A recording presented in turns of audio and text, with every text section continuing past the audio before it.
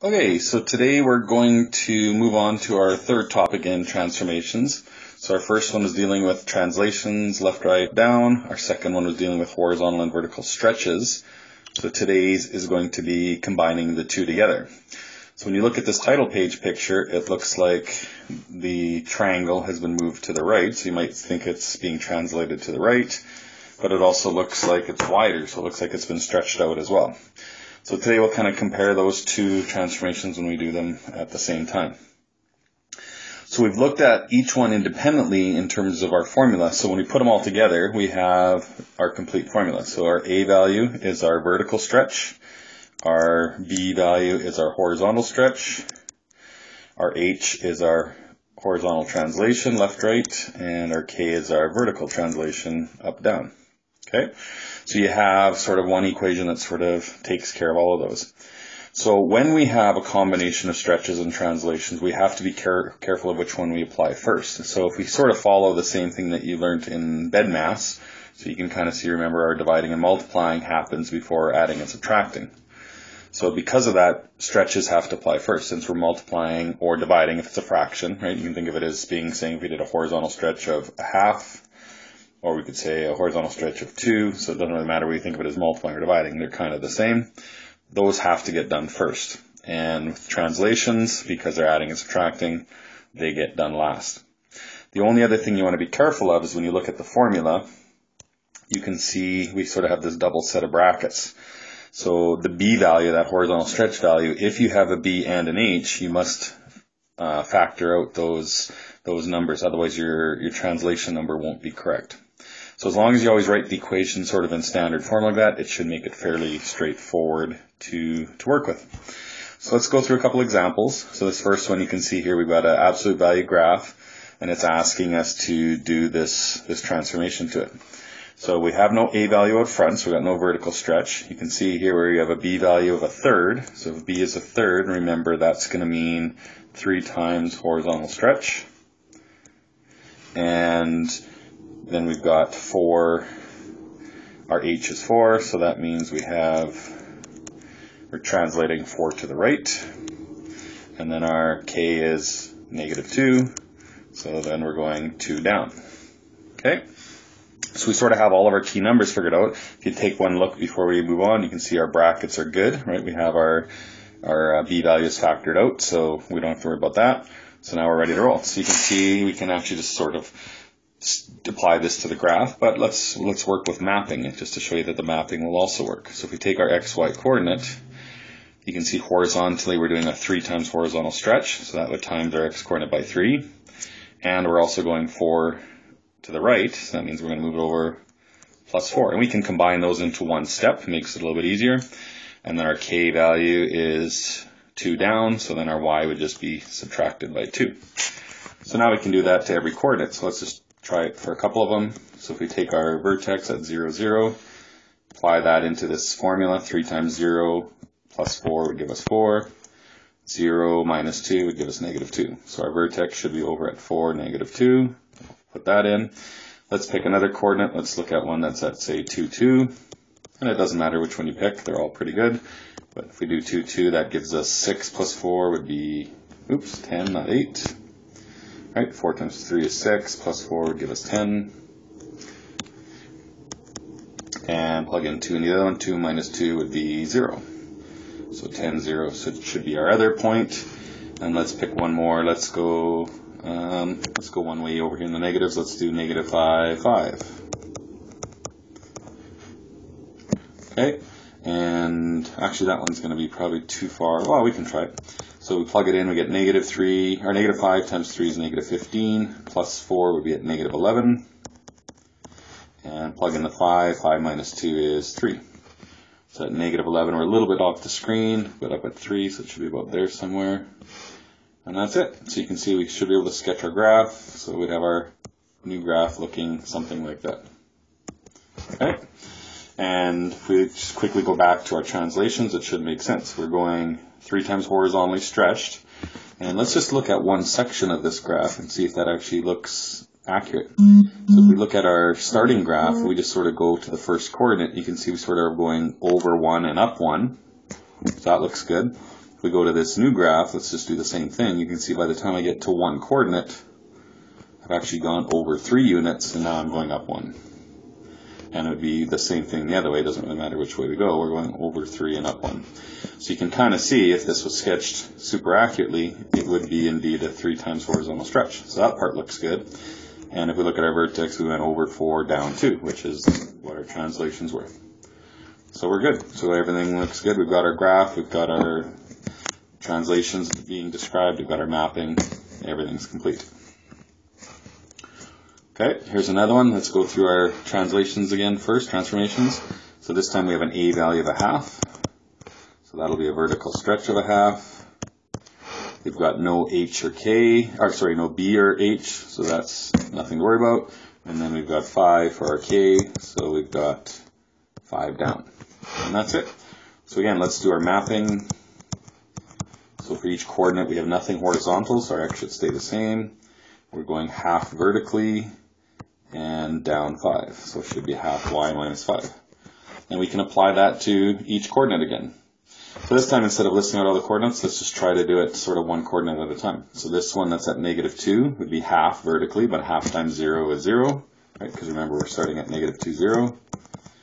So the -2 will stay the same, half times 0, 0, and then down 5. So that one will just drop. Sorry, I got this backwards. It should be up 5. Right? It's plus in the equation. So we should be at -2 and then up 5. So this coordinate should go up to about there. Let's do this next coordinate. That's at -1, 6. The -1 will stay the same. And 6, half of 6 is 3. Up 5 would be at 8. So that coordinate should go up to about 8. And we can keep doing that. The next one would be the same. This one that's down at 2 would go up to 5. The one that's at 2, half of 2 is 1. Up 5 would go to 6. And I think I can get the rest of these sort of roughed out. And that should be it. So our new graph should look something like that. And again, if we want to sort of quickly check, does it look like we're vertically stretched in half? Well, let's just look at sort of the distance or the length of our total original. Our height of our original is 6 units. If you look at our new one, it is, from there to there is only 3 units. So it is cut in half. So that's good. And you can see every coordinate is moved up 5 once you do the stretch, right? And that's the tricky part. This part here you can see is going up 5. This part only looks like 2. But remember, we have to do the stretch first. So the cutting in at half drops it down to 3. Then when we go up to 5, it brings it back up to the 8 location. So it won't be obvious by looking at it if you deal with the transformation first. You have to deal with that stretch number first. Okay, let's do a couple more. So here we've got, it's asking what is our transformations. So we don't have any reflections yet, so we're just doing the stretches and translations. And it's asking for the mapping. So we don't sketch it this time, we'll just sort of do the words and the mapping. So we've got an A value of 1/4, so that would be a 1/4 vertical stretch. And we've got a 3, you can see the +3 at the end, so that's 3 up, so we've taken care of the vertical. Here's where we've got to be careful. We've got 2 and a 6, but we don't have the right set of brackets, so our first step is going to be, we need to factor out that 2. So 6 divided by 2 would be 3. So now once we do that, our B value is 2, so that would be a half horizontal stretch. And our H is +3, so that means we're going 3 left. And that's it. So we've got our transformations. We can do our mapping. So our X coordinate horizontally, we're cutting it in half. And then we're going 3 left, so that would be -3. And our Y coordinate, we're cutting it in quarters and going 3 up, so +3. Okay, so that's it for that one. The next one, again, you can see it's kind of messed up a little bit. So it's usually a good strategy just to fix the equation first. So let's bring the 1 over to the other side. And you can see we have to factor out the half for our B value. So we'd end up getting an equation like that with the 1 moved over. Oops, I messed up again. The 1 should be -1. Right, it's plus on that side, it'll be minus on the other. And here's we got to be a bit careful too with the fraction. We have to divide by a half. So a half, 4 divided by half would actually give us 8, not 2. Right? Because if we FOIL this out, you'd have a half times x and a half times 4, which would give us the 1/2 x plus 4. So that's it. So we've got our right equation. So now our transformations. Let's do our horizontal stuff first again. So our b is a half, so that would give us a 2 times horizontal stretch. Plus 8 would be 8 left. And our vertical, we've got 3 times vertical and 1 down. So our mapping will be double the horizontal, so 2 times the x. 8 left would be a -8, and then 3 vertical, so 3y, and 1 down. And that's it. Okay, one last equation or one example to look at here. So here we've got a graph that is, you can see it's a regular quadratic. The red one is our original, and the blue one's getting moved over. So just by looking at it, it looks like it's gone right and up, but it also looks like the blue one's now skinnier, so we have some sort of stretch going on. But what we have to be careful of, is it a horizontal stretch, or is it vertical, or is it both? And a lot of graphs, it could be either or a combination of the two. So again, we want to deal with our stretch value first.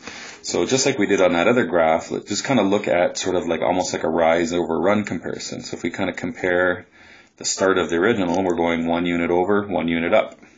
If we do the same thing on the new one, you can see we're going 1 unit over, but now 2 units up.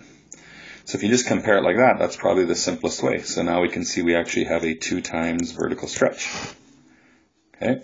Depending on the graph, you could do it horizontally like that one we had on the other page. Let me just scroll back for a sec.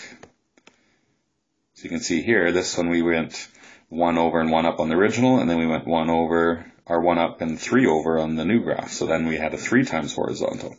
So just depending on sort of the shape of the graph, you can kind of go vertically or horizontally, whichever is easier. So that's it. If we have a 2 times vertical, we don't need to worry about the horizontal.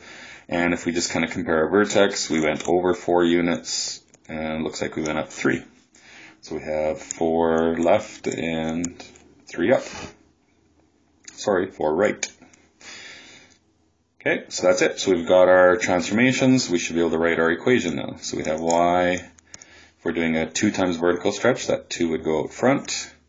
4 right would be -4 in the equation. Let me erase that. Let's clean this whole thing up a little bit. So vertical stretch of 2. So 2 out front is our a value. 4 right, so that'd be -4. And 3 up would be +3. And we're done.